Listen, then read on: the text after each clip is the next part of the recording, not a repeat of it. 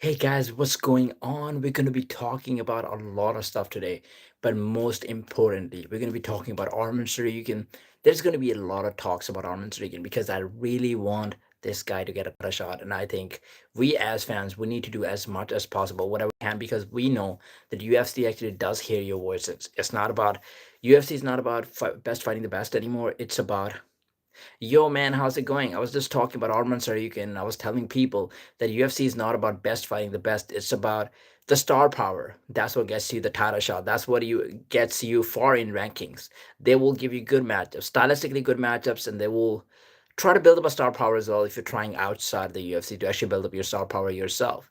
So I think Arman has chosen a very good route, and that PR stunt that he has, the generation run that he has been on, I think he's benefited him a lot.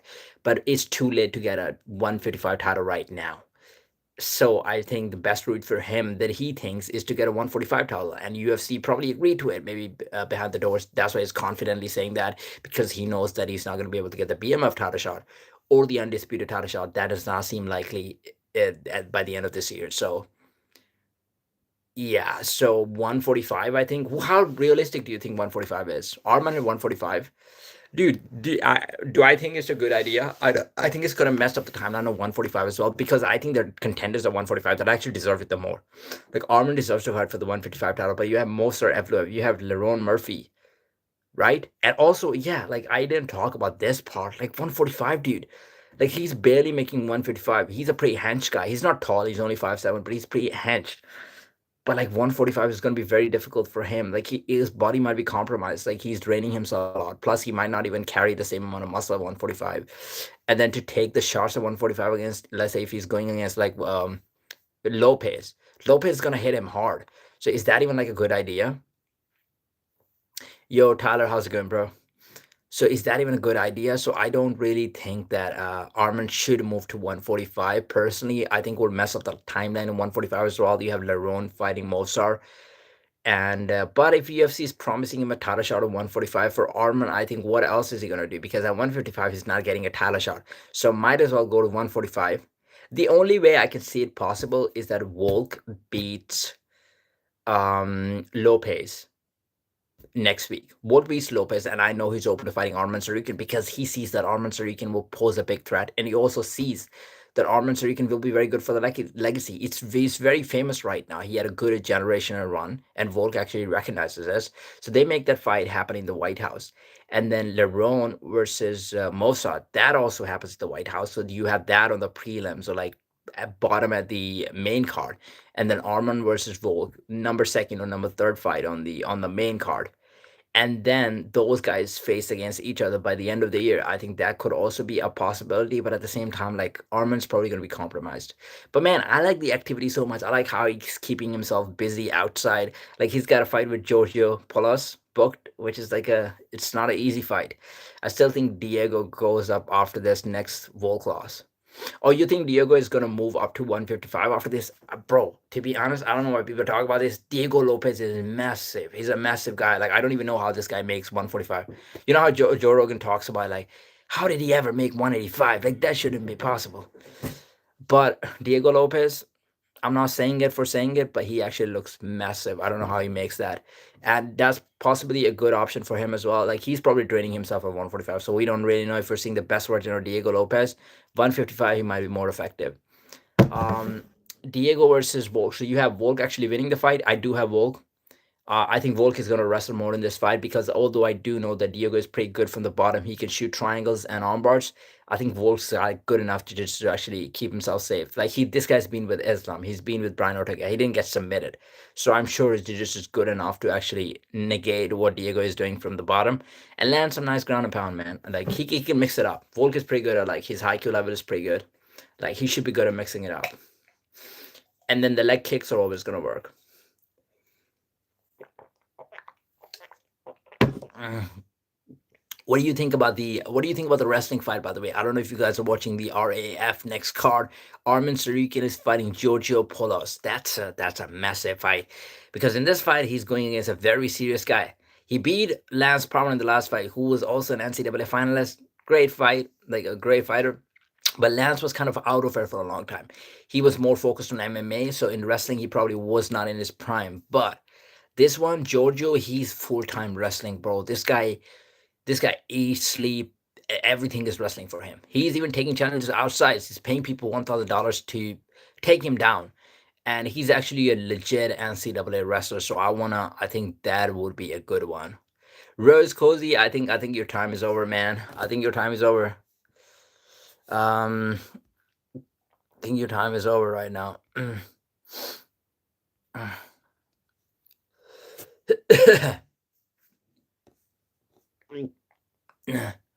Yeah, so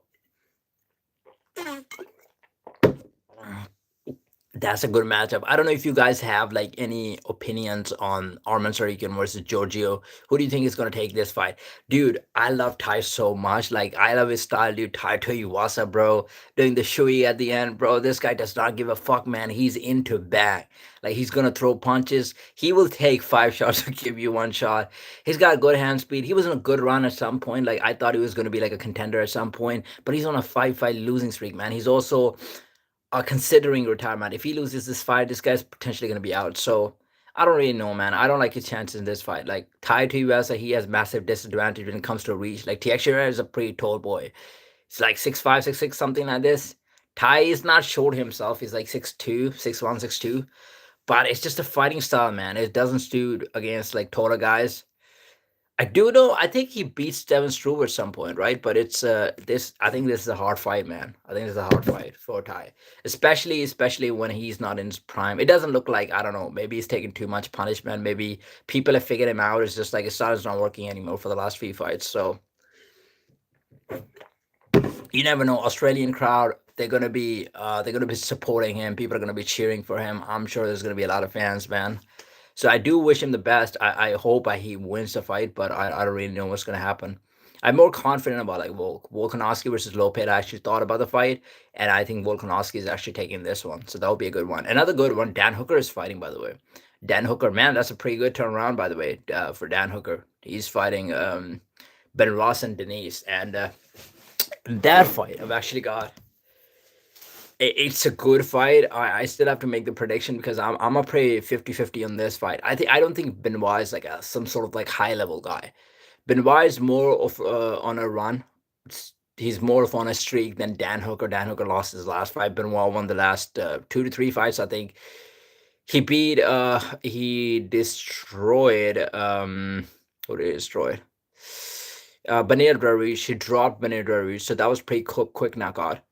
And then before that, he beat some decent guy as well. So Benoit is a good one. Benoit is a good one. He can do everything. Oh yeah, he beat Rufi, so he can wrestle. We know that his boxing is not bad. He can kick a little bit as well. But we've seen that if somebody can get his back and take him down, they can actually punish him like Moicano did it. But it could also be that he wasn't very confident going into that fight because the fight before he actually lost to Dustin Poirier. So I don't know what's gonna happen. If he can take Dan Hooker down, slow him down, stay on top, do some nasty ground and pound, and when they get back off, just push Dan against the cage. Because Dan is more dangerous when he's pushing you. Like if you watch the fight against Dustin Poirier, that fight was close because Dan was actually able to push Dustin Poirier against the cage.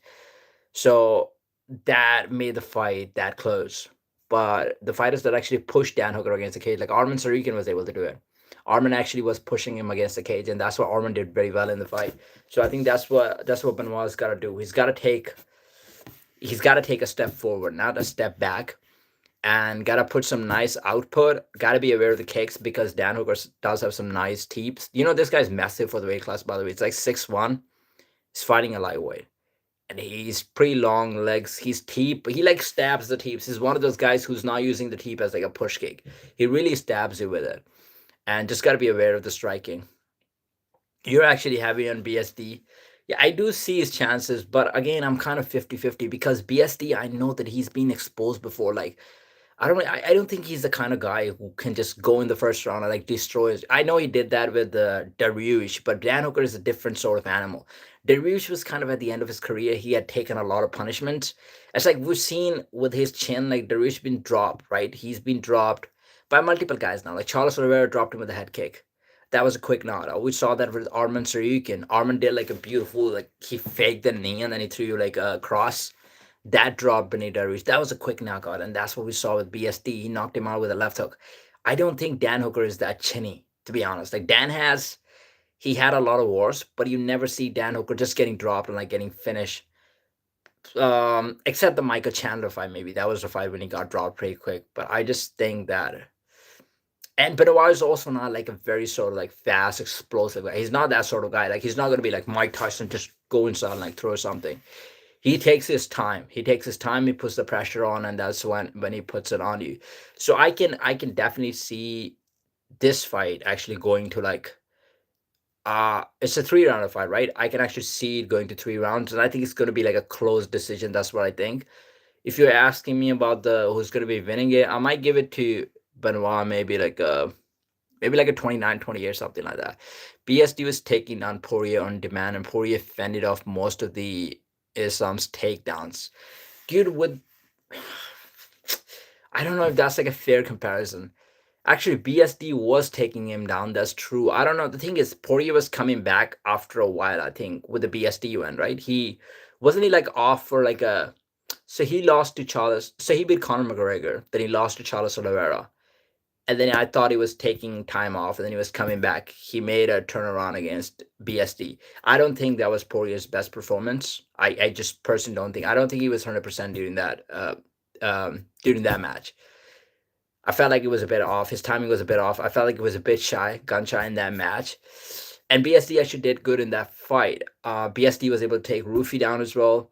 But like the only reason why I kind of like am concerned about BSD a little bit is because of the Moicano fight. Remember, like if you're such a high level grappler, how are you giving your back to Moicano like that? I know Moicano from the back is like a monster, but it's like Moicano took him down, and then Moicano mounted him, and it's doing ground and pound, and BSD couldn't do anything. And Moicano did it like, I don't know, 2 times in the fight, like when he was able to do it. So who has staff, by the way? Did Dustin Poirier have staff in the fight against BSD, or did BSD had a staff against Moicano? So yeah, so I don't really know about that one. Like BSD's grappling, I am still suspicious, right? I know it works very good against the strikers. I don't really know that if he goes against a guy who is like, by the way, with Dan Hooker is a striker himself, so BSD might be able to do it. He might be able to impose as well, might be able to take him down. BSD has staff against Moicano. Okay, that would actually make sense because it didn't look like he was strong in the fight. It was like it would look like Moicano was he could impose his will on BSD. And you know, when you're on staph infection, you're taking the medication, you're taking antibiotics, that's taking a lot of energy out of you. That's making you weak. So that would actually make a lot of sense. And I think that's probably the reason that he felt really weak in that fight. So if you take that fight out of BSD's career, I mean, other than that, he had a pretty good performance. He was doing pretty good against Dustin Poirier, except the shot that he took, like the right he took, and he got dropped. So maybe, yeah, maybe the BSD. I might lean against BSD. I just don't think he's gonna finish Dan Hooker. I just don't think so. I think he's probably gonna take him down. On the feet is gonna be pretty even. Uh, he might win 30, 27, 29, 28, but that would be good. Uh, yeah, Poirier is also very good, man. Like Poirier's takedown defense is very underrated, and Poirier's got people don't understand. Like he's got black belt in jiu-jitsu, and I know Islam talks about like who gave him the black belt, brother, but Poirier does have it's a legit black belt. He submitted Michael Chandler. He submitted Max Holloway pretty early in his career. I know Max wasn't as good as he's now, but he did it at some point, and Poirier's grappling is actually really good. And by the way, when you comparing the grappling of like Islam Makhachev and BSD, right? And you were like BSD was able to take him down, but Islam Makhachev had a hard time. Dude, I still think that Poirier that showed up against Islam was like one of the best version of himself. He trained really hard for the fight because he thought it was like a last shot that he had against anyone. So I really think that Poirier was really good. Also, I think Islam wanted to strike a little bit as well. I don't think Islam was putting all the effort in grappling and be like, I have to keep him down. I think Islam was kind of enjoying the fight a little bit, and he was like, I want to prove a point that I can also strike. But also, to some extent, you can say that Islam's style is not like a heavy grappling style unless he's worried about the opponent. Like he's going up a weight class, 170. He's fighting JDM, and JDM is such a monster, right? And JDM is undefeated, and JDM has got that. You know, he's bigger. He's 170, so you don't really know if you're going to be able to take the power. So I think in that fight, Islam is like, fuck, I need to go for the takedown. I need to shoot, shoot, shoot. That's what I got to do. And Khabib must have prepared him for that. But in the Poirier fight, it was a little bit comfortable. He was like, okay, I can probably strike even in the pocket. Like striking with Dustin Poirier in the pocket is not a good decision, man. Like this guy, if you look at his punches, right, Poirier's got very good like tight left hooks that what he throws. But Islam was actually striking in the pocket as well. His grappling defense is good. Yeah, Poirier's grappling defense is good. Like who has been able to submit him? A few people have been able to submit him. A few people have been able to submit him, but the best of the best. Like he gets submitted by Khabib. Khabib submits a lot of people, man. Can't blame him. He gets submitted by Charles Oliveira, who's got the most submissions in the UFC. But other than that, who's submitted Poirier? He's been very much able to like defend himself on the ground against some high level grapplers, other than Khabib and like Charles Oliveira, obviously. He hasn't displayed offensive grappling. Bro, he doesn't do it much, but he does do like he did it against Michael Chandler, but I think it was because Michael Chandler was the guest. He did against Max Holloway very early in the career. And I know Max was very young. Max was probably like 21, 22 at that time. So you can say like, oh, Max didn't, he wasn't grown, right? He wasn't grown in the sport. He wasn't very old in the sport. So that you can make that argument. But Poirier does do like offensive jiu-jitsu sometimes. And I'm pretty sure he's got a DOS as well against someone. Hooker gets taken down every fight if his opponent chooses to. You know what the problem with Hooker is? Hooker is pretty slow on his feet. If you actually look at the movement of Hooker, if you watch his fights and be like, it's easy to get to the legs of Dan Hooker, even though he's got long legs. It's kind of easier because he's not like a in and out sort of guy. He's not like Tom Aspinall. Oh, boom, boom, boom, boom, move back. He's not that sort of guy. Like some of the other fighters, well, like Arman Tsarukyan, he's always sort of like in and out, boom, boom. He kind of fights slow. He takes his time, but he does get taken down. He does get taken down, but I feel like even his defensive jiu-jitsu is fine. The last fight he's got manhandled because he was going against Arman Tsarukyan, and Arman's improved his grappling to a very high level right now. Like this guy, this is what this guy's been doing outside. He's been doing wrestling. He's been doing grappling competitions all over the place. So I think Arman's grappling is at a very high level right now. So I'm not gonna underrate Dan Hooker just based on the last fight. But like, who else has been able to submit him? He has fought some pretty decent grapplers. Like if you remember the fight against Gamrot, Gamrot wasn't able to hold him down for a long time. Gamrot did take him down, but then Hooker started defending the takedown. So I think Hooker is pretty long, and you can get to his leg, but to finish the takedown, it gets hard sometimes, especially if you're going for the single leg because his legs are very long. So I think double is more effective against Dan Hooker, but we'll see, man. I just don't see BSD actually finishing him. I think it's gonna go to the decision, and it will look. BSD also has to be put on like a dominant performance because you're fighting in Australia. Dan Hooker is from New Zealand, so he's gonna get most of the advantage from the judges. And I'm not even saying like you need to pay the judges, but when you're fighting in a country and the crowd is all cheering for you when you throw a shot, right? Anytime Dan Hooker is gonna land anything, it's gonna be like, holy shit, Dan is landing. Everybody's gonna be like going crazy. Every time BSD lands in anything, people are gonna be booing it. People are gonna be like, nobody's gonna give any sort of reaction, right? So to judges, it looks very good when Dan does something. So I think BSD actually has to like put on a real damage so they can see it on Dan's face, right? If it's a close decision, they might give it to Dan Hooker. It might be difficult for the judges to actually get the decision right in that moment. But also, I don't know about his nose. Like he was saying, he broke his nose in the last fight against Arman Tsarukyan. So you know, is it recovered now? Like it doesn't take that short period of time to actually for the nose to get recovered. So maybe BSD might be able to open up the nose in the first round, give him a couple of jabs, just open it up. And then Dan's face is all busted up, blood is coming out, he can't breathe properly, so that could be a problem. You know, Dan is a warrior. He's not one of the guys who's going to quit. And I think that's one of the reasons he actually took the fight. If it was anybody else, they would have taken time off. They would have said, okay, we need 3 months off. I need 4 months off. He took a lot of punishment as well in the last fight against Arman Tsarukyan. There was a lot of elbows that he was dropping. But yeah, good for Dan Hooker to come back that quick. All right, man. Okay, who is watching the RAF card? By the way, Tyler, do you have any opinions on Arman Tsarukyan actually moving to 145? Do you think he's going to be able to perform in that weight class, dropping 10 pounds? I know there's going to be a lot of water weight. It's going to be dropping that will drain him, but at the same time, there might be muscle that he might be dropping as well. So how much is that going to compromise his performance? And how much do you think that messes up in the timeline of 145 when you have fighters like Movsar Evloev and Lerone Murphy actually sitting down to beg for the title shot? And these guys are undefeated. They're literally undefeated, never lost a fight. The only reason they haven't got the title shot yet is because they don't put on the most exciting performances. Unfortunately for Movsar, his fight is very wrestling based, and it's not very submission friendly either. So he's taking people down, he's controlling them, but he's not able to finish them. Dana White does not like it. Then you have Lerone Murphy, who is a striker, but he's not the most flashy striker. Most of his fights go to decision, except the last fight where he got a nice spinning back elbow. Hooker gets taken down every fight when he. Oh wow, what happened? I felt like somebody commented and then comment got taken down. Okay, to be honest, I can kind of see it. I think his grappling and wrestling is on par with Evloev and them. He might lose some strength though. Yeah, I mean that's the thing, right? If he can, he said he's talked to his nutritionalists and they said making 145 is going to be possible. I hope they can smartly make it, and then that would be, and we can get the best version of him. Then I think it will be a good fight against even Volkanovski, but he's definitely his grappling is definitely a part with Evloev. Yeah, I definitely think that. I mean, Evloev improved his grappling in the last fight as well. Like I saw that against Sterling, he was doing pretty all right.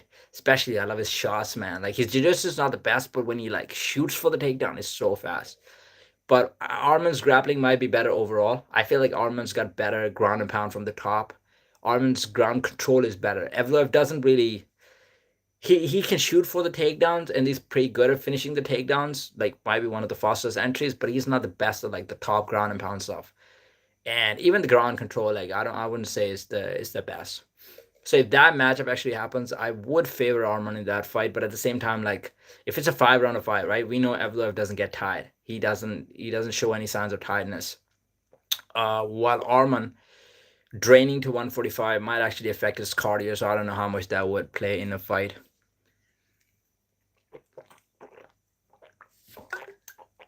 I gotta open up the RAF card, boys. Oh, by the way, there's one fight we haven't talked about yet. It's Rufi versus Fiziev. That's a good fight, guys. Like stylistically, it's gonna be a striking battle. These are two of the guys. I love those guys, to be honest. Different styles. Like one of the guys like to sit in the pocket, throws tight shots. Then you have the other Rufi guy who's like a fighting nerd, right? He's gonna try to try some tricky stuff. Look how he goes for like scissor takedowns outside, and he's got power in his hands. Cardio might be another thing, man. Anytime you're dropping that amount of weight, remember what happened with TJ Dillashaw when he got destroyed by Henry Cejudo. He was cutting to 125, and cardio does become an issue for some people when they actually drop down weight. Like even Islam Makhachev, right? He spent most of his career 155, but when he went to 170, he's like, I feel better than ever. Like he couldn't wrestle that much at 155. He's like, he can wrestle more at 170 now. Hoping Fiziev gets the W. Man, I am hoping the same, but it's kind of a difficult fight because Rufi's gonna have a lot of reach advantage on him. On Fiziev, Fiziev is technically a better striker, maybe more sound in the pocket. So if Fiziev can implement his game plan, can get Rufi to actually strike in the pocket, I think he can land some nice strikes. But from outside, it's gonna be very hard. Rufi is good. His style is interesting. Yeah, Fiziev is great too, I think. That bro, Fiziev is beautiful. Watch, there was just before the fight, there were some reels that were actually surfacing on Instagram. One of them is like in when Fiziev was fighting Muay Thai, somebody throws like a head kick on him, and Fiziev literally like, I can't even go back that much. I can't even pull on the kicks like that. But he does, man. He does it beautifully. Like he goes all the way back down, like a one. It's like a 90 degree. His body is doing like a whole 90 degree. Like the whole base is like straight, and then his whole body goes backward like that, and he um ducks. He ducks. What's the word? Pull back on the kick, like that.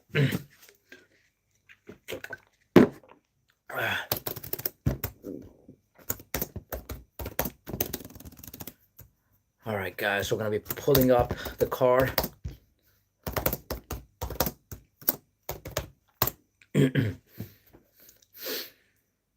Okay, we'll see if we got any nice fights on the card. UFC 325. Okay, so we got Volkanovski Lopez. We've talked about Volkanovski Lopez. I'm picking Volkanovski. I know, Fike, you picked Diego Lopez because you actually think that he figured him out in the first fight. He dropped him in the first. He's going to be able to do in the second fight as well. I don't think that's going to be the case. I think Volk is too fast, man. You like Torres Finney or Jacob Malcone? I don't know if I know those guys, to be honest. Let me check.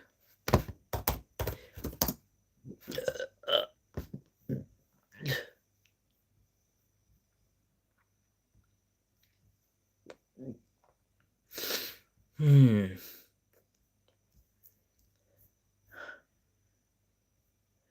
Okay, Jacob Malcon. I think I've seen him. I've seen him fight, but I don't really know. I've seen enough to actually make a prediction. Maybe that's the fight we can watch right now. Okay, maybe that's the fight. We can watch like a couple of videos. We can watch like a couple of knockouts from both of them. Torres Finney or Jacob Malcolm. Who are you rooting for, by the way? Torres Finney. UFC. Have a second chance at a first impression. Right to action here. The Spike Clock's brought to you by Bud Light, the official beer sponsor. We're watching Torres Finney right now. Torres Finney is an absolute monster. If you've seen his fights on the Contender, you see the way he just picks people up, launches them through the air. I don't think I'm going to be able to show the fight live. I wish I had a better system where I could show the fight live as well. Extremely powerful and explosive. Oh. I would expect to see that knee. Torres Finney shooting for the double leg. After his opponent misses a strike, he picks him up. Looks like a pretty strong guy. Oh my god. He's picked him up and he drops him down. Okay, so it's not a video. It's not a video for whole fight, but it was like I saw a clip of Torres Finney. He's won on Contender Series 3 times. I'm not really a fan of Malcolm, but I've seen his fight. Okay, by the way, Torres Finney, what's his best style, by the way? How does he win the fights? Let me check his record as well, actually. Torres Finney. It looks like he can wrestle well because he's a short, stocky guy. If you're a short, stocky guy, it would benefit you if you are good at grappling. Oh, haven't really watched him too much, though. He's an underdog.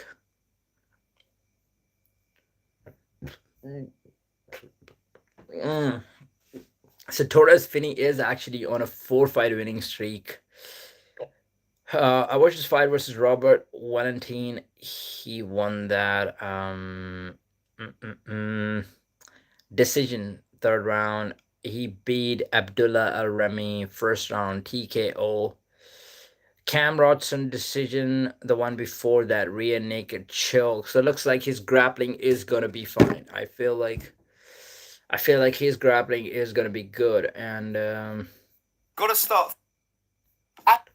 Let me check out the other guys. Well. Let me check out the other Malcolm guy. London, and I'm on a mission to tell everyone about it. Each night they have 3 acts that include TV names.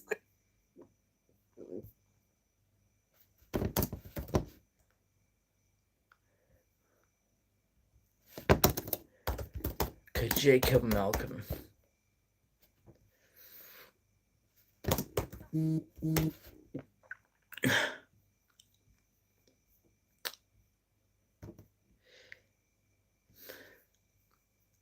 Man, Malcolm has got like 3 losses though.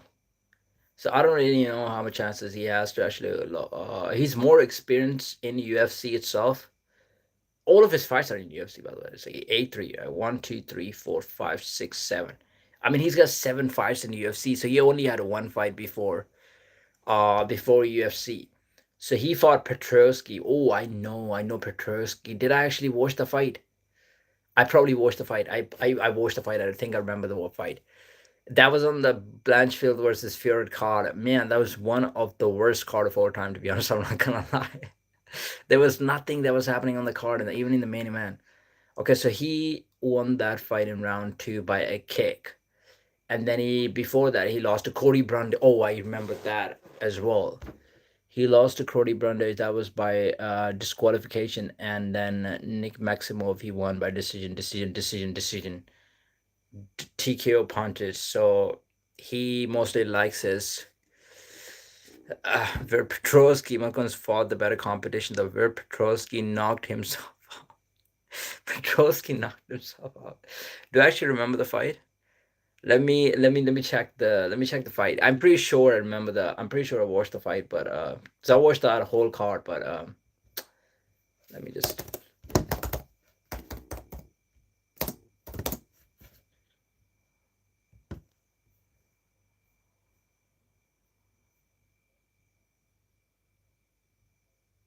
of the UFC.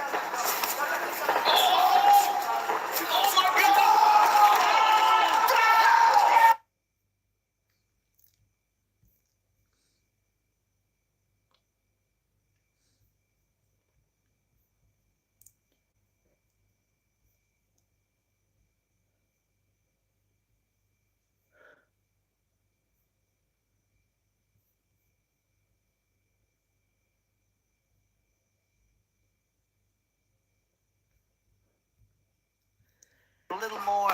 okay. We're watching the fight. Grabbing a leg. He went for the single leg, Petrosky. defended the takedown, good Definitely roll. planned that defense off the single leg. They saw nice front headlock here. He's going for the anaconda choke.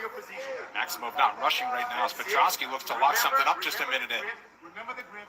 You need. Yes, exactly. Petrosky is winning the grappling exchanges. So Anaconda's in there right now. It's a nice Anaconda choke that he sunk in. And he's out. He's out. Wow! I'm gonna get a little 5 pounds for of the UFC. Listen, Bro, they don't even have the video of the actual. Out. This is the match. Oh my god. Petrosky versus Malcolm KO.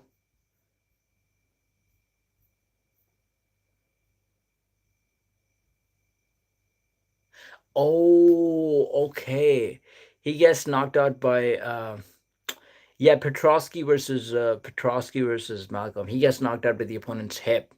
Wiesel actually made a video about this one. The jab is the key to the door. Throw the right hand after it. nice defense. Oh, what the heck? Oh shit. Jacob Malkoun in a blink ends it in round 2. Oh, he got him to the liver? Where? Wow. Dude, I don't even know what happened. There's something crazy that went ahead. Afterwards, right? That was clearly evident. Yeah. The jab is the key to the door. Okay, so he's shooting for the takedown. Nice defense. Oh, what the heck happened there? He got a kick to the body. To it. Jacob Malkoun in a blink ends it in round 2. Dude, how is that even legal, by the way? Like, I know something happened when he was shooting for the takedown, and that's why he fell down. But he kicked him in the liver, and I think he was a ground opponent. He was a grounded opponent when he kicked him in the liver. Oh, he got him to the liver? Where? Wow. I missed that. What made him go down first, though? The liver? I know he kicked him to the body afterwards, right? That was clearly evident. Yeah. Okay, so he shoots for the takedown. Right hand after it. Nice defense. He gets dropped. What the heck happened there? He got a kick to the body. To it. No, but you're not. Let's fucking go. It's time. I don't underestimate this. Yeah, what do you think about the knockout itself? I don't think you're allowed to hit somebody with a soccer kick, especially when they're down, even if it's on the body. Like, I know if you're down, if you're already down, right? You can ground the knee the ground opponent on the body, but not on the head. But when you're up, you can't really kick them. Except the legs. You can probably kick them in the legs. You can't actually kick them in the liver when they're down and you're up.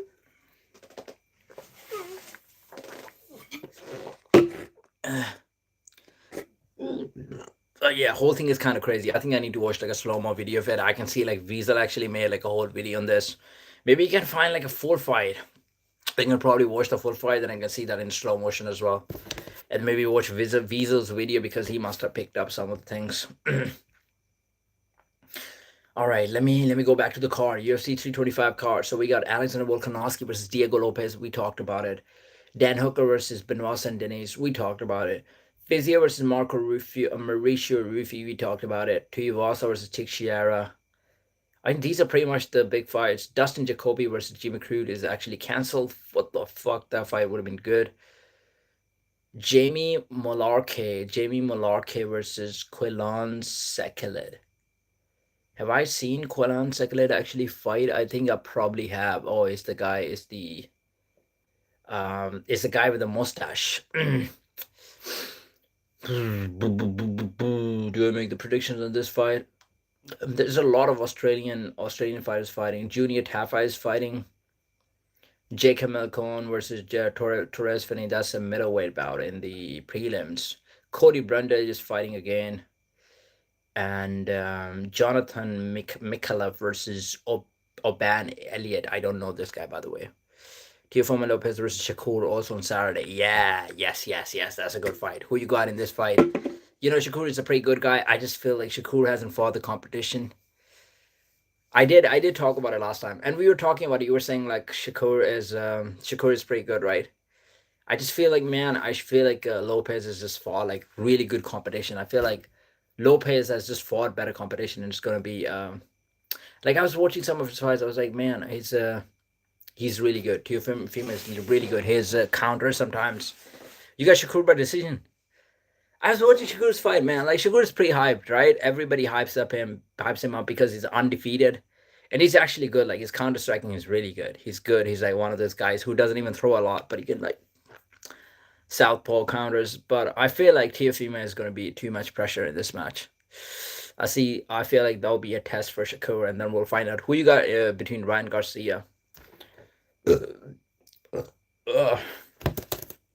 Garcia is also fighting on the same card, right? Ryan Garcia.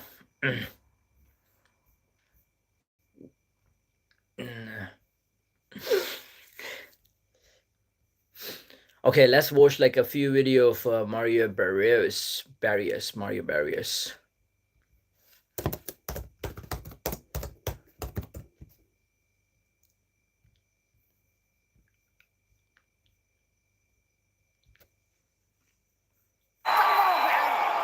I'm kind of in Garcia right now as well, but Mario Barrios, man, he's got a good record as well. He fought Manny Pacquiao. Should have gone Saudi. Fought like a couple of other good guys as well. Now any sub can be super with Super Sub from Paddy Power. All new customers can bet $5 and get $150 in bonus bets instantly. Just download the draft. I'm not gonna lie, I love the press conference where Garcia actually comes around and he's like, what was his thing? WBC. And yeah, then the girls actually came out. This is the biggest fight of my career. This is the grandest stage, and early on we will know if we get know that Pacquiao needs to have this kind of quick start. How old is Pacquiao, by the way? Pacquiao's got to be like 46, 47 years old. He still fights, man, sometimes. Okay, I can already see that Pacquiao's got massive weight disadvantage against Barrios, but Barrios is massive. But Pacquiao always had weight disadvantage in his whole career, I guess. I don't know. Oh my god. There's something with Pacquiao's legs as well. Like he's got the shin pads on for some reason. Oh, Barrios got some nice cross counters. His slips are nice. Okay, he's one of the guys who's actually striking with Pacquiao in the pocket, although it's very difficult because Pacquiao is a small guy and he loves to throw in the pocket. But Barrios is actually striking in the pocket. He's still, his legs are still right. That's a good combination he threw there. It's going to impress the judges. It just impressed me. There's two of them. That was a fight on July 19, right? That was against Barrios. That was against Barrios. So you think it was a robbery? I need to watch the whole fight to actually make a definitive decision on this one. But it seems like Pacquiao is actually doing pretty good in the fight. Barrios is also right, actually. He's doing some nice counters. But Tim, I think it looks like the Pacquiao is a bit injured as well. Maybe something with his legs. Like he's got the shin pads on. He's not even moving very well. It looks like he's having a bit of difficulty doing all the footwork. But yeah, we'll see. What were we talking about, by the way? We were talking about something. It's yeah, the press conference with Garcia. Garcia, man, his coach, the guy who used to coach him a long time ago, he's coaching his opponent, Barrios, and Garcia was like, "You broke my heart, man. You hurt my heart." And I don't know, he was playing around, he was kind of mocking it, but it was kind of funny. Like, the coach was actually taking it very seriously. He's like, "What happened? What happened? Like, well, I didn't know it was that serious." I said, "Well, no, see, you broke it. You broke my heart. You hurt it. You hurt my feelings." But Garcia is funny. I like Garcia's character, and I feel like he's feeling confident now again. He just need to be serious, man. He's got to take that shit seriously. Put on some good fights, and he's getting the chance to actually fight for the title now this time. If he wins the title, it will be amazing. Defend the title a couple of times. Uh, there's a couple of good fights I want to see. Who's your favorite boxer, by the way? Um,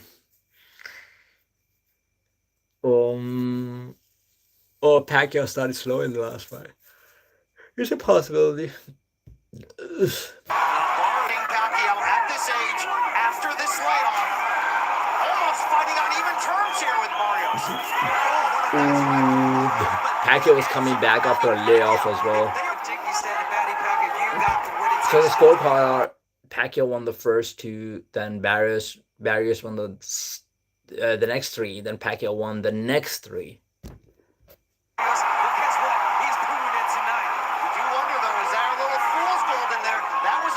Combination of punches, a flurry, 1, 2, 1, 2, boom, 4, 1, 2, and he's going straight back, Mario Barrios, but he What are you thinking about Conor McGregor? And when do you think Conor McGregor should be fighting now? It's sorry, it's going to be in the White House. Who do you think Conor McGregor should be fighting now? That is a better question. You know, this guy's actually going to ask for the title shot. He'd be like, all right, if Ilya's not coming back, the Conor might as well get the title shot against Justin Gaethje. Conor versus Justin Gaethje. Think about it, man. In the White House. Holy shit.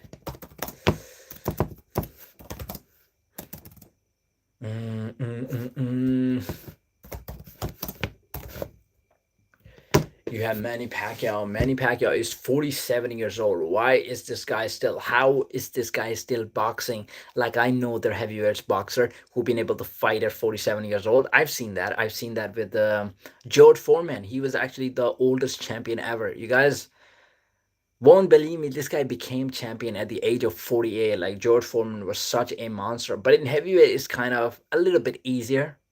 I wouldn't actually use the word easier, but it's kind of possible because heavyweights, right? They're not moving that fast, so they don't need the speed that much. They need the explosion because they got the power, right?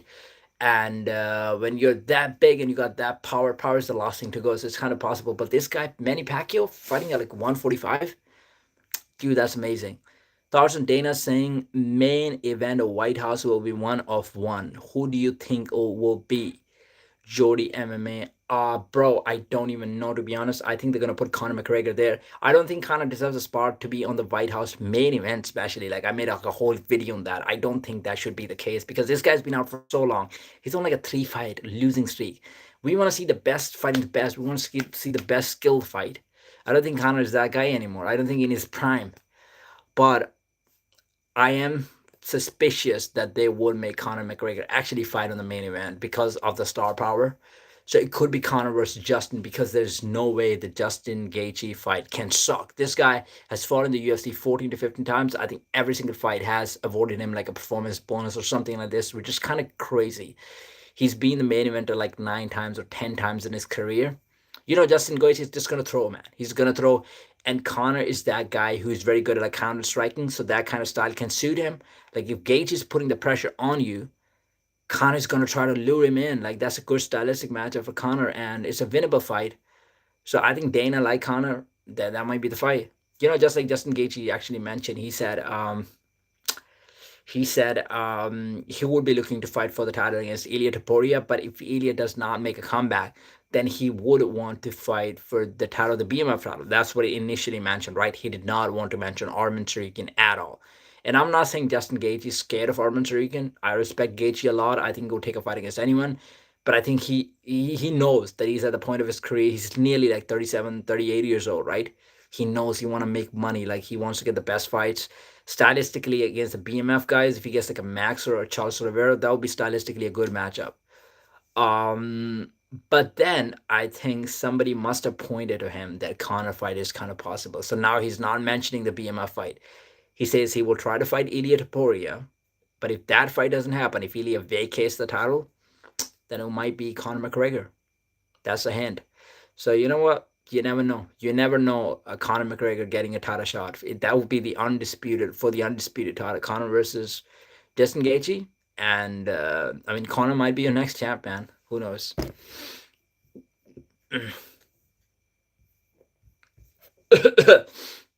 What do you think about the RAF card? Is anyone following the RAF card, by the way? Let me put in the RAF shit as well. So what are we getting? RAF 5 or is it RAF 6 now? No, RAF 5 was the last one, so it's got to be RAF 6 now. RAF 6 wrestling card. 3 matches are added to the RAF 6 wrestling card. Real Wrestling, Freestyle Wrestling, Cejudo versus Faber, main event, RAF 6. All right, we go to Cejudo versus Faber, RAF 6. Man, we got some good matches on that card. You know what? UFC fighters got to do this, man. Like, do have some wrestling matches outside as well. So you have Cejudo versus Uriah Faber as the main event. That is a good fight, but I don't know what level Uriah is right now. I know in his prime he used to be a monster, but he's going against an Olympic gold medalist who just had a fight recently. And I know Cejudo has lost his prime as well. He probably does not even train as much. We know he's got his own whole podcasting career going on, but I got Henry Cejudo in that fight comfortably. I don't think it's going to be close. You got Bryce Meredith versus Muhammad Mokaev. Wow, that's a good one. Bryce Meredith is an NCAA wrestler. 7-1 pro MMA record. So he's also doing MMA as well, by the way. He's from Arizona, USA. He was fighting for Wyoming. That's where he was fighting at. I don't know what his NCAA record is, by the way. That's what I gotta look at. So, Bryce Meredith. I'm pretty sure he was not an NCAA champion at any point, but I think it did good in the school. Meredith. Mixed martial artist. 30 years old.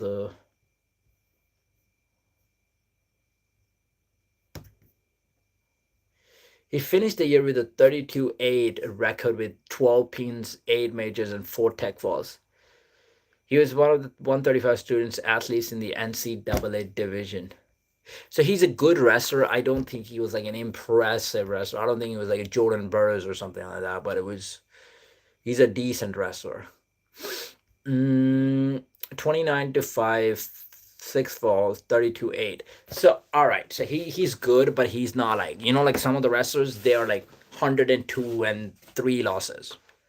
And then the next year they will be like 104 and like 1 loss or something like that. He's not one of those guys. He's like 29 wins, 5 losses, 32 wins, 8 losses. So he's pretty good, but he's not like a high level. So I think Mokaev has actually got this one. I think Mokaev might actually beat him in this matchup. There were 3 matches that got added to this match. To this card, by the way. Man, because Arman Tsarukyan is fighting on the same card. RAF 6 wrestling card. Okay, there's 3 matches that got added to the RAF wrestling card.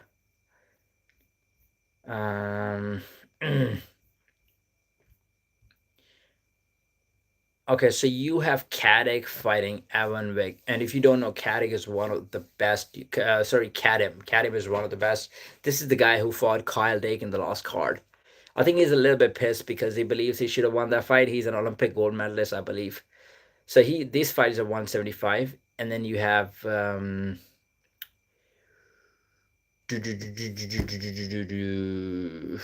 like a woman fight. I don't know who those women are. Frank Camizo is fighting Keegan O'Toole. Why don't they have Arman Tsarukyan here?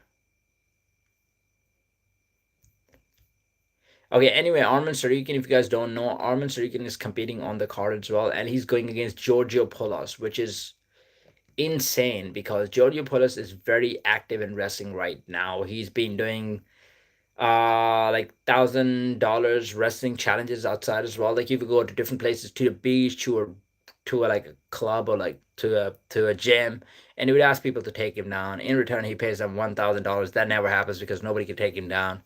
He's done with a couple of good jiu-jitsu guys as well. I'm not gonna lie, like a black belt in jiu-jitsu, but again, jiu-jitsu, wrestling are different sports. And he's done some rounds with the actual wrestlers as well. Like actual wrestlers have been training wrestling for 5 years, 10 years.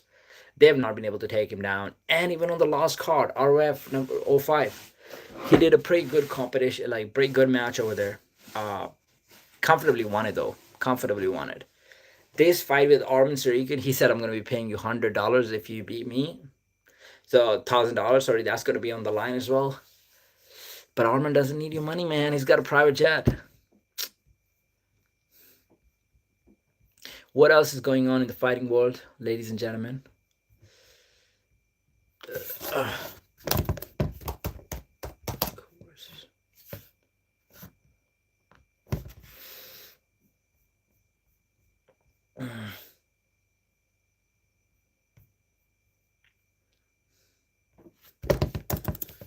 Okay, we go back to UFC 325. We go to Volkanovski, Lopez, because I want to pull up the other guys as well.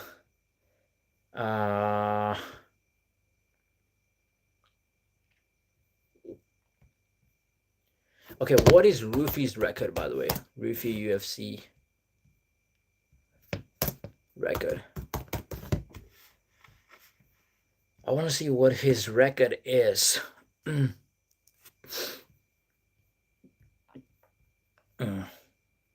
Okay, so Rufi actually was undefeated at some point, but then he lost his last fight against Benoit and Denis. Before that, he won against Bobby Green. Who does that to Bobby Green? Who does that to Bobby Green? He did that in the first round with a kick. He beat James Lontop. That was by decision. Before that, he TKO'd James Malarkey. James Malarkey is also fighting on the same card, by the way.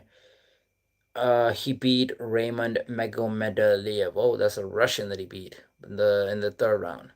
So I mean, Rufi's got a pretty solid record. But if you actually look at the wins, and you be like, okay, which solid guys has he actually beat? King Green is probably the only solid guy, but even that was in 2025 March. So King Green was pretty washed up by that time. So I don't really, Rufi looks really good, but I don't really think he's been like a high level sort of competition as compared to Fiziev, who has gone against really good records, to be honest. Really good people. Hasn't won all the matches. Like he lost 2 fights to Justin Gaethje, but Rafael Fiziev UFC record. We're gonna pull it up just in case, so we'll check out exactly like what's going on with Fiziev. So he won his last fight against Bahamondes. That was like a comfortable decision that he won. I mean, Bahamondes is a good fighter. Then he was on like a 3-fight losing streak. He lost to Justin Gaethje twice. He lost to Gamrot as well. Gamrot TKO'd him? What the fuck? Okay, so Gamrot must have controlled him on the ground. He won against Dos Anjos. Oh, I saw that fight. That was beautiful. I mean, I think Dos Anjos was at the end of his career, and Fizzy was just too fast for him. He beat Brad Riddle. That was comfortable as well. That's a good win against with a kick. King Green, he beat him via a decision. He beat Renato Moicano. If you're looking at the competition, he has faced much higher level competition. Mark Diakis, that's a good guy as well. Moicano, King Grin, Brad Riddle, Rafael Dos Anjos. So if you just take out the last 3 losses that he has a pretty solid record, guys. I mean, this guy has beaten some of the top level guys in the UFC. He lost to Justin Gaethje, but even those 2 fights were very close. And then with Matthias Gamrot, did I actually miss that fight? I don't know what happened in that fight. Gamrot versus Fiziev. Holy shit, what is going on? Oh my god, there's something going on with my laptop right now. I have the same tabs everywhere. Okay, so we're gonna be watching Gamrot versus Fiziev, and I want to see what Fiziev did wrong in that fight. I can't remember the fight.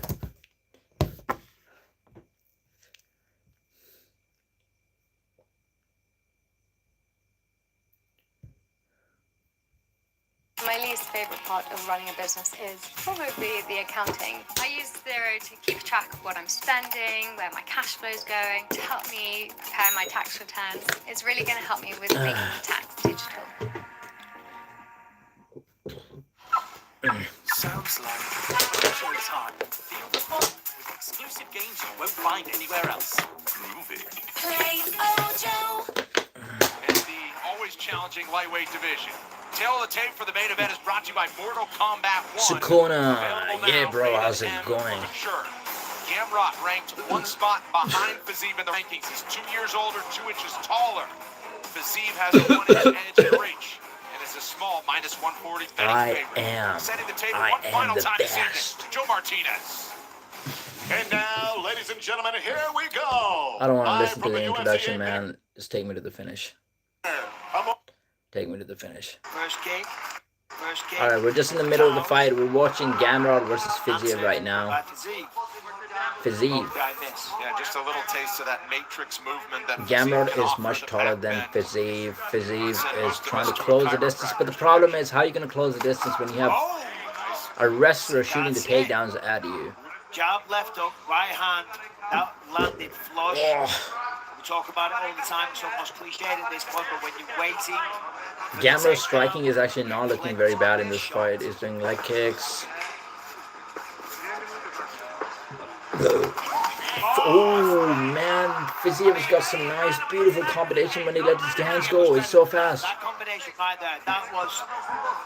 Khabib Nurmagomedov or Conor McGregor. And what happens? That's not even close, brother. That's not even close. Khabib all the way, man. Like, not even just as a fighter, but the things outside the cage. Like, Khabib has done so much for the society, for the community. He's helping people in Dagestan. He's building schools, wrestling schools for them. I mean, look at the fighters in Russia. They're all training under him, right? Especially the Dagestani camp. Fiziev kind of dropped him. Oh my god. I think Khabib was a better fighter, but not just a better fighter. He's done for the people. He's done more for the people in Dagestan who are just building up to become fighters. So yeah, I think Khabib.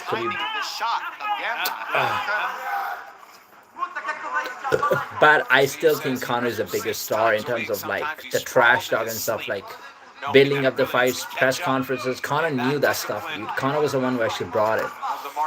They brought UFC to like a higher level. Where UFC's right now, it wouldn't have been there without Conor McGregor.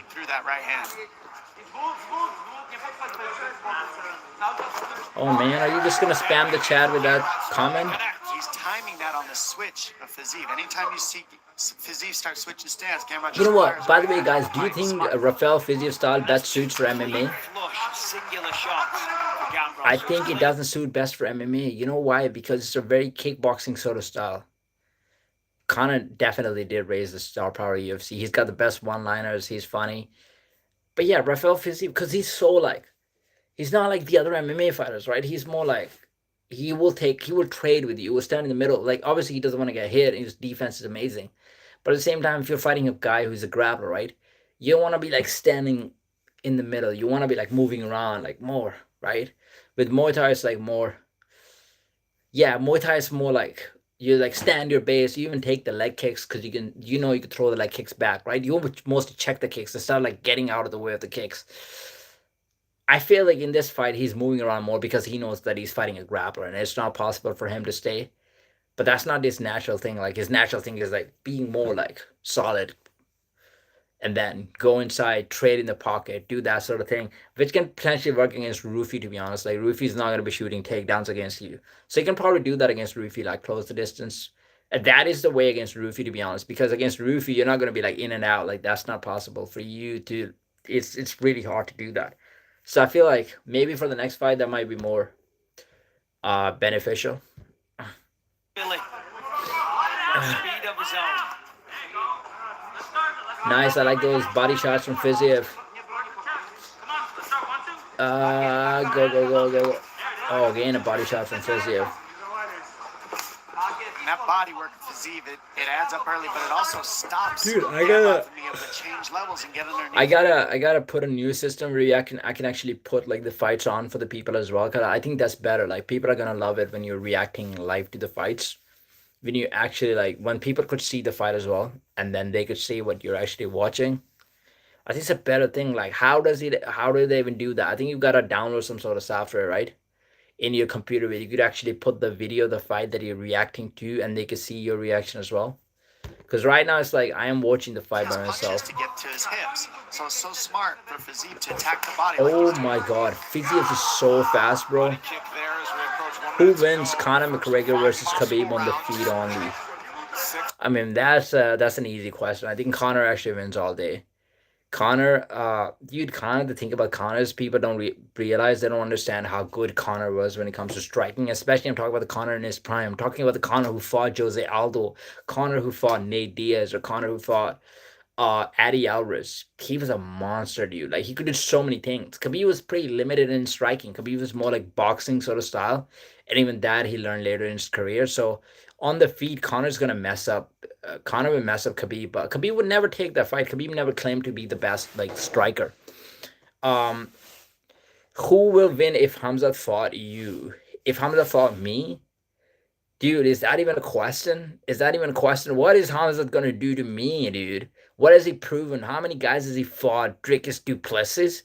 You think Dricus is as good as me? You think Dricus has got any shit on me? Nah, dude. Hamza whoops me in the first round. It's probably gonna, it depends upon how long I can run for. You know, if I'm fighting Hamza Chimaev, I'm running around. You know, I am running around the cage. I'm probably running outside the cage, to be honest. Like, the ref starts the fight. It's me and Hamza Chimaev. Hamza Chimaev is doing this stare down. He's looking at me like this. He's looking at me like this. And I'm looking at him like... And I'm looking at him like this, and the fight starts. It's like bell rings. Ref is like, go, start the fight. I jump outside the cage. I'm not fighting that guy for any amount of money. It's a destruction. You know what's going to happen? My side, he's going to go to my corner. He's going to talk to my coaches. He'll be like, look, I got your boy. I got your boy. And I'll be looking at my coach. I'll be like, coach, do something. Advice. Like, what do I do? Coach is like, fuck, I don't know anything. Do something. He's going to be talking to Dana White. Then he's going to take like a whole lap around the cage. He will keep doing that. Then he'll probably pick me up. And he will start swinging me like that. You remember the Beyblades that we used to have like when we were kids? He'd probably do that with me. I'll look like a Beyblade. Then he'd probably throw me outside the cage. That's what would happen if I fought Hamza Chimaev. Versus 7 in the lightweight division.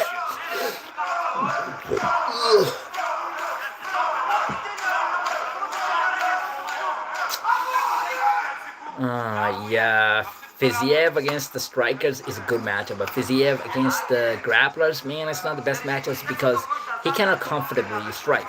Now see, like, he's trying to do the body shots, he's trying to stay low, but he's not really comfortable. Like, he's not, he can't stay his ground, he has to move forward. Oh, good leg. He's doing pretty good in the fight. Still, he's doing pretty good in the first round. He's capable of it. You're talking about Hamza Chimaev is capable. He's pretty much capable of it, bro. You think I can do shit? You don't think, dude, this guy can actually pick me up on will. Like, I know how to defend a double leg takedown. I am a wrestler myself. That's what I love. But what do you think I'm going to do when this guy is actually shooting a takedown on me? Dude, he can challenge me. He can literally tell me. He's like, dude, as soon as the bell rings, I am shooting a double leg on you. What the fuck am I going to do for that? I can't do anything. I'm like, oh, bro, okay, I'm going to sprawl. Do you think sprawl is going to work against him? He's going to shoot a double leg on me. I'm going to sprawl probably. He's going to press me against the cage still because we still have the contact. And then he's going to get my legs and he's going to pick me up. I can't do shit about it, bro. I can't do shit about it. And then he's capable of all the things that I said. He's capable of picking me up. He's done that with actual middleweights. He's done that. He's picked them up and he's actually taken them on a lap, like a whole run. He can do that for like 5 minutes. First round, he can just do that. To a lot of people. He can do that to a lot of people. The power of Fiziev. And Imran, undeterred, goes in for a big combination.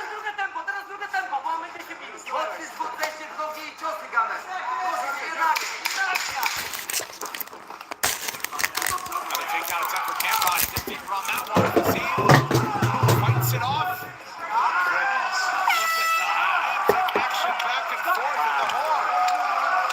Who will win if Rufy fought you? So far, 30-second break. We're back Rufy with would round beat two me as after well, this. bro. Like I do MMA as like a hobby. Obviously, I want to have like a few pro fights, but I'm pretty like new in my career. I started MMA only like a few years ago, and yeah, I do get to spar some good guys sometimes, but I'm nowhere close to like Rufy or any of those guys. Any of the UFC fighters, they will whoop me in the first round. Mm, I can probably waste his time. Like with Rufy, I can probably waste a bit of time because he's not just gonna grab me, right? He's gonna strike me. He's a pretty long guy. He's gonna throw some strikes. I can probably come in. Like I am pretty fast. I might throw like a few kicks or punches.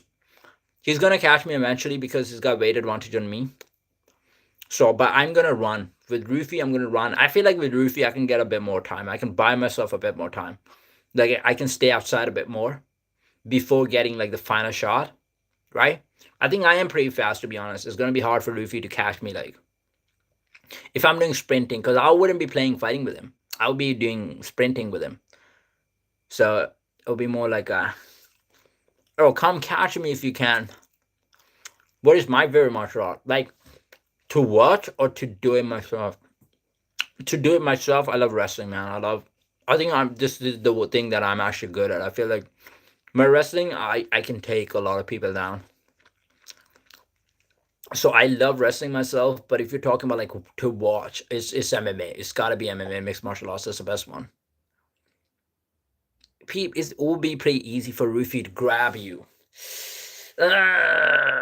Yeah, he's probably gonna do it, man. He's got long steps as well, and it's not even like he's slow. Like he's taller than me, and then he is. I probably weigh around like 140 pounds. He's a much bigger than me, and well, right now I'm probably 145, 146. But if I'm competing, I'll be competing at 130, 35, right? So he's gonna be able to catch me. But in terms of like Hamza's like pure grab. He's gonna go and like he's gonna grab me and he's gonna pick me, slam me. But with Rufy's more like he's gonna strike with me, right? Rufy's not gonna go for like the wrestling. Boxing or karate? I've never done karate in my life. My boxing, I just had an interclub fight in boxing recently, so I was training for boxing. At the moment, I'm kind of injured, but yeah, my boxing. I think my boxing is fine. Like my boxing is definitely better than my kickboxing. Boxing, I can be aggressive sometimes. Well, I like the counters. I like to slip. Like my slips are kind of fine. I love the pocket boxing as well. Kickboxing, I'm shy, man. Kickboxing, I'm defensive. Kickboxing, I don't do attacks a lot. Like kickboxing, I'm the one on the back foot. I'm like, I take my time. I stay on the outside. I probably land like a couple of strikes, then get out of the range as quickly as possible. Boxing, I like to stay. Like I like to keep the pressure on. I don't think karate is popular anymore. When there was a time, like if you look at late 90s, right? Or maybe early 90s, karate was kind of popular and karate was kind of different. Like those people would actually try to knock each other out. I think karate is kind of changing to a completely different art. Like they're only doing body shots. I think even with that, they don't go with like full power. They don't really put the power in. But karate is more like a scoring karate now. Like it's a points karate. Like you're trying to score the points. It's not the same as like before. Hey, great job. Your movement is too good for him, okay? Like boxing is way more effective for UFC. Like how many karate stance fighters do we have in UFC? Some of them are karate stance. Maybe Wonder Boy actually did pretty good in karate. You have, I think Connor, you could say to some extent he had like a karate stance, but I don't know if he actually had any karate background. Robert Whittaker has got a bit of a karate stance, but like boxers do much better. Like you have Ilya Topuria fighting at the highest level. Alex Pereira, very boxing stance. Go a little bit more, all right?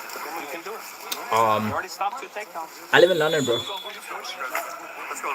That's UFC veteran What Nick about Lentz yourself? in the corner of Rafael Fiziev. Things really heated up in the final 10 seconds there as Gamrot really trying to stamp the first round with a takedown. He did not get credit for one. Bit of a scramble at the horn. Let's fight. So far, the takedown defense holding up for Fiziev. He's among the best in the division. He's 90+% and keeping the feet when he wants to. And you got to give it to the people making the analytics to not count those as takedowns because they weren't. And a lot of times they have been counted. All right, we're watching like Gamrot that. versus Fiziev. Fiziev definitely won the first round, 10-9. Yeah. There was no position secured. Very, very technical round from both men.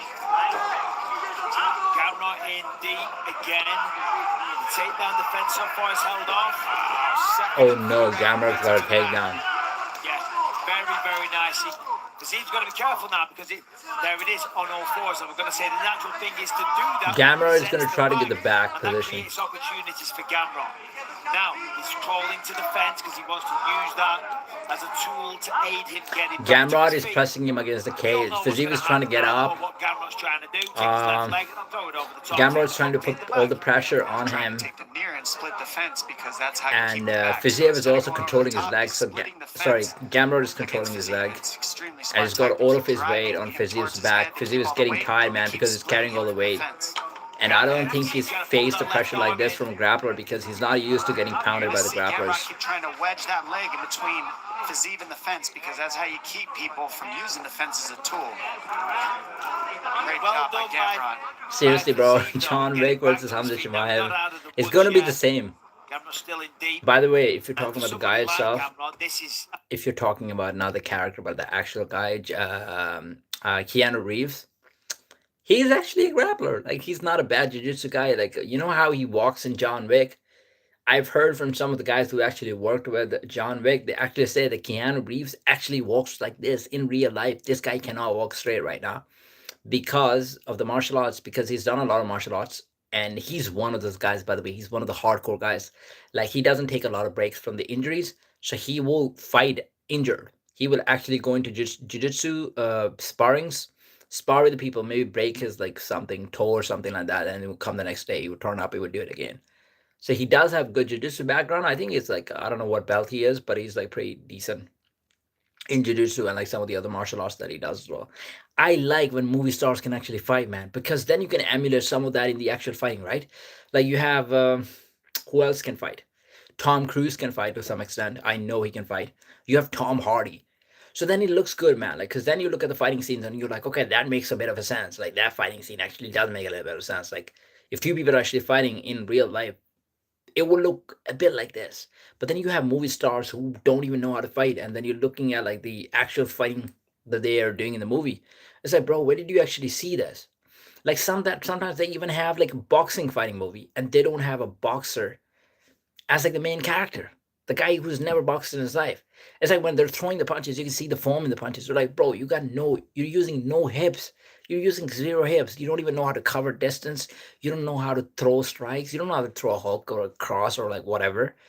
You're looking at the foam and you're like, bro, this is so bad. Like, did you just like work on the pass for like 20 days before the actual movie to actually prepare for the movie? So I don't like that kind of stuff. I think when you have like a boxing movie, when you're actually specifically making a boxing movie or an MMA movie, put a guy who can actually do it to some extent. And some people actually might argue. Some people might argue and say that, well, those guys are not actors, so they don't even know how to shoot a movie properly. So what about the acting aspect of it? I'm not asking you to put a UFC fighter as like a main movie character. You can put any decent movie guy like Tom Hardy, right? He's not a UFC fighter, but he's a movie star who has got martial arts experience. So use those sort of guys when you have like when you're making that sort of like when you're making MMA sort of movies or like you're making boxing movies. Put like Tom Hardy as the main character or guy who has done it to some extent. Like I don't know how many other actors have actually done it, but there are some guys who actually do boxing in real life to some level. At least attend the classes or like go to like sparring classes or whatever. So I think that just makes it look more realistic. People are more invested in that kind of stuff and they're watching the stuff that they can actually resonate to be like, okay, that would actually work in real life instead of like some stupid shit going on. You know, people not defending it. One guy punches the other guy falling down 10 feet away. That kind of stuff does not make any sense. Be careful picking a fight with him. Tom Hardy characters, Peaky Blinders was next level. Yeah, he's acting in Peaky Blinders pretty good, although they have not watched Peaky Blinders, except like there's some clips that pop on Instagram and stuff.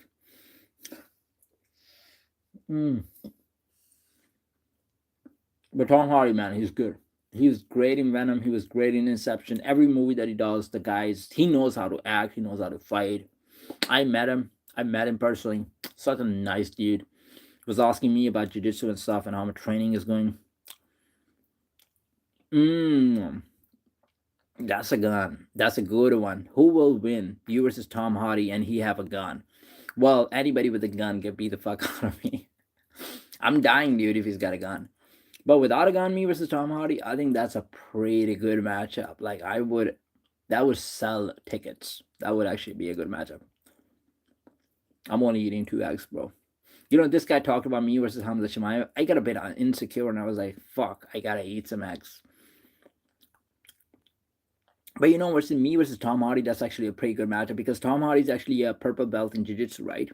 Well, I don't officially have a belt in jiu-jitsu, but I know my wrestling is good, and I can take down guys even like blue belts, purple belts, like in the sparring in the camps. I do have experience of that. And then my defensive jiu-jitsu is good as well. Like I can defend myself against the submissions. So me versus Tom Hardy, that would actually be a good fight. I think that would be a competitive fight. And he's not much bigger than me either. Like me versus Tom Hardy is like I think he might have a few pounds on me, but he's not taller than me. Like we're about the same height. He might be like an inch taller than me. Who's that even?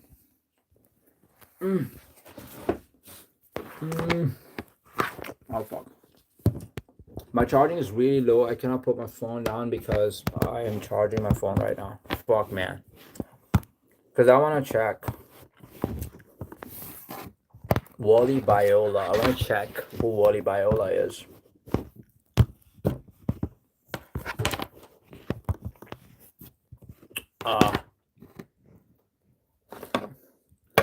I need to come up with an idea. Oh my god, this is fucked. Dude, I cannot hang my phone anywhere. Just... Alright, I'm just gonna stand, wash my face here. Oh my god.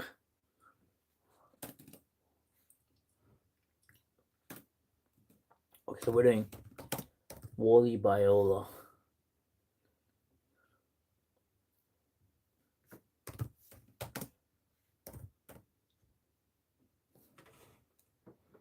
Oh my god, this guy does not look like he can fight, bro. What are you talking about? Me versus Wally Biola? Nah, dude, I'm fucking him up. I'm fucking up. Even Tom Hardy, I think I'm beating him. To be honest, like if you were asking for like an honest answer, I'm beating Tom Hardy as well. Like I know Tom Hardy's got good grappling experience, but I think I'm still gonna be able to take him down. And I don't think he's ever done MMA. I swallow cum. Oh shit. Oh shit. That is good. That is good, bro. That is good, bro. That is good. I said it the first time. I did not hesitate to say that. What the fuck, dude?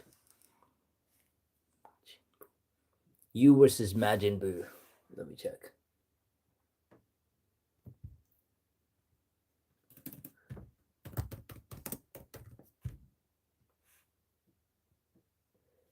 Oh, Majin Buu, the fictional character. Yeah, I'm fucking him up, dude. I'm fucking him up. I got you while you were distracted. It's cool, bro. It's alright, man. Shit happens, bro. It's all good.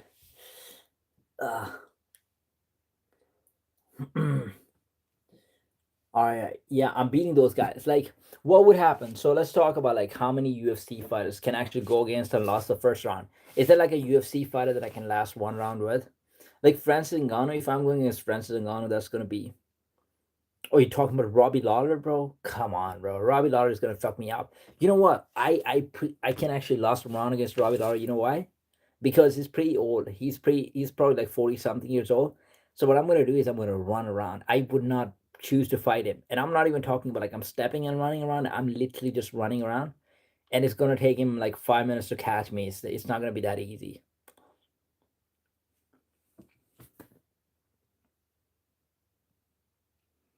Oh, Robbie in the chat. I don't even know who that Robbie is, to be honest. Oh, by the way, is that Robbie? By the way, Fike, is that Robbie from like our friend Robbie? Is that Robert or is it someone else? Because if it's someone else, I probably don't even know, dude. Have you tried?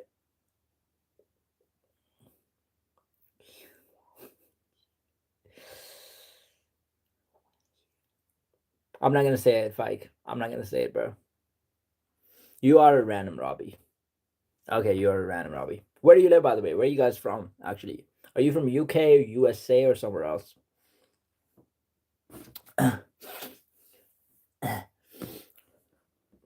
And do you think I can last?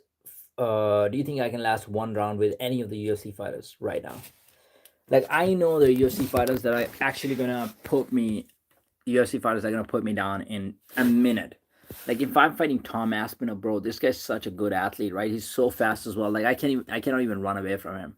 That's like he's gonna connect one time and I am down. I'm finishing. You need to remove yourself from this angle, brother.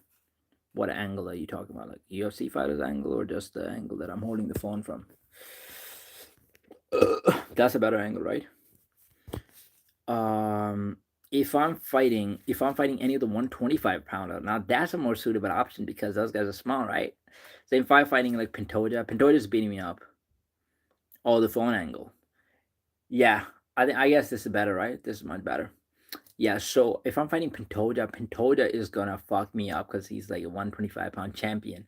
And he's fast, and although those guys are like 125, they're not actually 125. Me versus Drickus, I'm gonna try to run. He's gonna be falling down. Drickus is just like doing his stuff, right? He's doing falling piano and all of that shit. He's doing spinning kicks to shoot a takedown. He's falling down and shooting a takedown at the same time. He's throwing a kick and punch at the same time. I don't even know where the punches are gonna come from. So me versus Drickus, that's probably gonna go to like 2 minutes, I guess. I think I might be able to run away from him for like 2-3 minutes. He's probably not the fastest guys, but then he would catch me. Like once he catches me, then it's fucked. Check the new contender in the UFC. Yo, fight, you're not gonna catch me, bro. You're not gonna catch me. I know you're trying. I know you're trying to pull a Robbie on me right now. You're not gonna catch me because I am observant right now. I am not. I'm gonna read every single thing very carefully now. You can't make me. You can't make me say that shit now. Okay, Drickus face planted bad against Izzy. Yeah, dude. I don't know what happened to him. And then he went for the takedown. Like, what was that? There's something about that guy. The shit works for him. He doesn't have the best basics, but see, that's what happens. Like, if you don't have the basics, you can perform well against some of the guys, but then some of the people will figure you out. And then you might go against a stylistic matchup that where you cannot do what you normally can get away with against other people. Like with Dricus Duplessis, because he's such a good athlete, he's such a strong guy, he's quite weird in striking, it works against some of the guys. And with some of the guys, he can actually impose his will because he's fucking strong. With Hamza Chimaev, he couldn't do it. In the last match, you see against Hamza, right? Hamza is a much better wrestler than Dricus. He's got much better basics when it comes to grappling itself. In striking department, obviously Dricus had the advantage. He's got more experience in striking. But what was Hamza going to do? He was going to shoot the takedowns from the very first spell in the first 10 seconds. That's what he did. And the question was Dricus going to be able to defend the takedowns? Was he going to be able to get back up like he does? Like if you watch the fight against Derek Brunson, right? Derek Brunson is a good wrestler as well. He was able to take Duplessis down. But Duplessis would just get back up. Like, that's his thing. Not with like strong basics. He's a good athlete.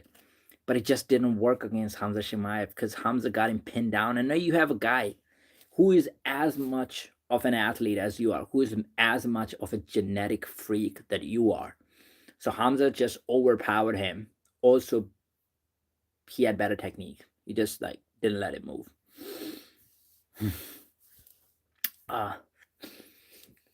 But yeah, he will beat me up as well. I mean, I think I can last around with most of the female fighters on the roster. Like if I'm going against like Kayla Harrison or those girls, I think I can last a few rounds. They might not be able to finish me actually. I might last over 3 rounds. I might go to a decision. Like if I'm fighting Amanda Nunes, she might like 30-27 me. But I think I would lost it. What are you guys doing, by the way? What time are you guys going to sleep? It's 1:02. For me personally, I might go to sleep at like 1:30 maybe. I might stream for like 40 more minutes and then go to sleep. Actually, maybe a bit before that.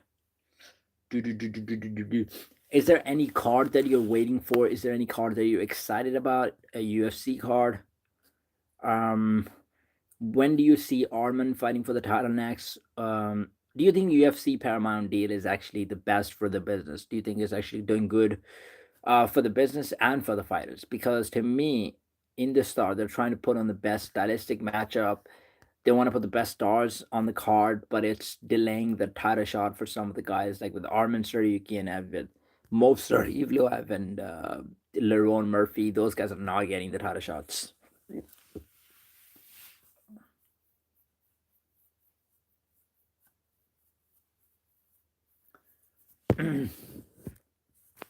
uh,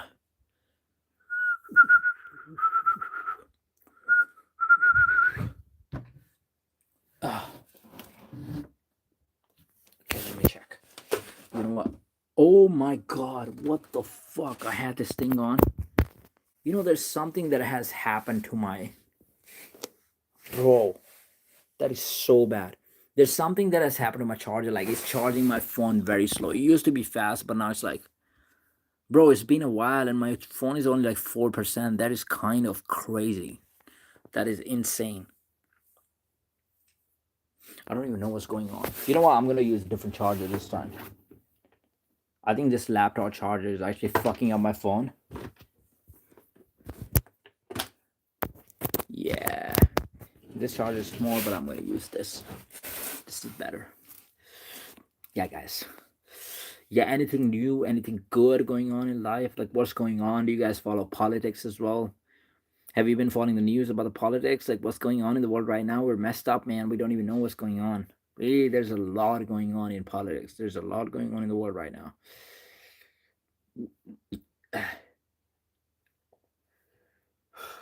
Oh. Ugh. Any streamers matchups you want to see? When do you think Jake Paul should be making his comeback?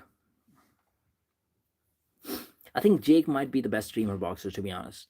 Like, I look at the other streamers and I'll be like, oh bro, no, other guys. Oh, you're actually going to rest? That's cool, bro. Yeah, you can go rest, have a good day. I'm probably gonna stream for like a few more minutes and then I might go to. Yeah, once his jaw heals, that's gonna take a bit of a time. But I think he smokes every streamer. Like, when he comes back, I don't think there's anybody on his level. Like, you had a fantasy match of like KSI versus Jake Paul. Everybody was saying like KSI versus Jake Paul, that's a fight to make.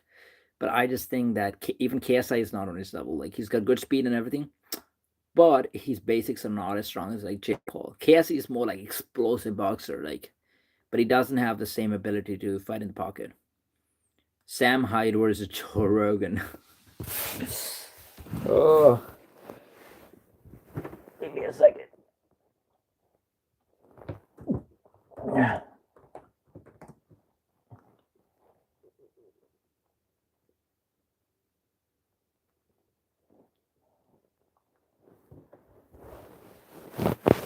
All right, Sam Hyde has got 18 professional fights, and he's got 15 wins. He's been training for the World Championship. Streamers haven't felt that kind of training. All right, bro, take care. Have a good one. Yeah, Joe Rogan will get fucked up. Dude, Joe Rogan was actually a fighter at some point. Like, there was a point when Joe Rogan could actually fight. Like, this guy did pretty good in as Taekwondo guy. I think when he was like 2022, he won like something nationally in Taekwondo, so he was pretty good at that stuff. But then after that, he didn't do fighting anymore as like a competition, but he did like wrestling, sparring, and like jiu-jitsu and stuff. And like, he's a black belt in jiu-jitsu. So Joe Rogan actually does have pretty good insights on the fight. I enjoy his commentary. Sometimes he's talking like stupid stuff, but I think he does know how to like put on a show, at least. Like, his reactions when fighters get knocked out, they're the best. They're literally the best. And I think his combination with like Daniel Cormier and what's the other guy name, man? The guy who actually hypes up the fights a lot. He's not a fighter. I can't remember. John Anik. Yeah, John Anik is the guy. John Anik does not have any martial arts experience, but he's a broadcaster. Like, he knows how to talk. But yeah, if you're talking about like the streaming scene, I think Jake is the best. You have KSI, who's a decent boxer.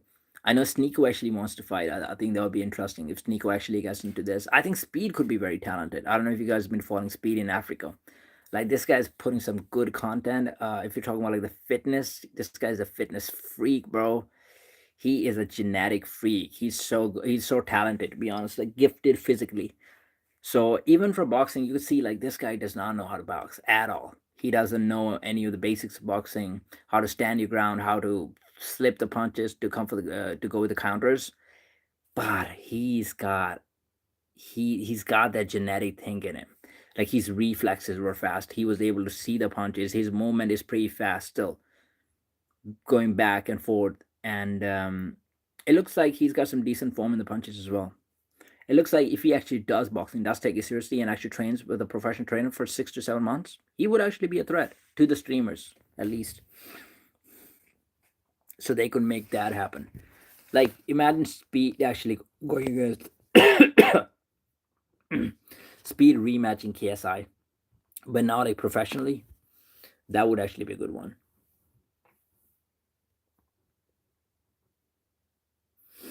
Uh,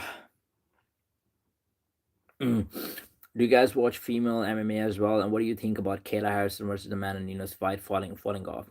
I think it was bad for the Paramount card because it would have been much more lit with the female fight on it, especially of that caliber when you have two of the best fighting each other.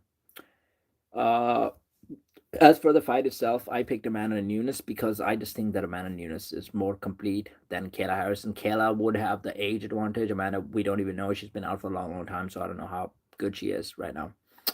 But the only disadvantage for Kayla is that she dehydrates herself a lot to actually make 135. If you guys followed her career, she was competing at 155 in judo, I think. And then in PFL, she was competing at 145. And then UFC, she'd be competing at 135, which is a big, big weight cut for her. Because if you look at her doing the weigh-ins, she is massive.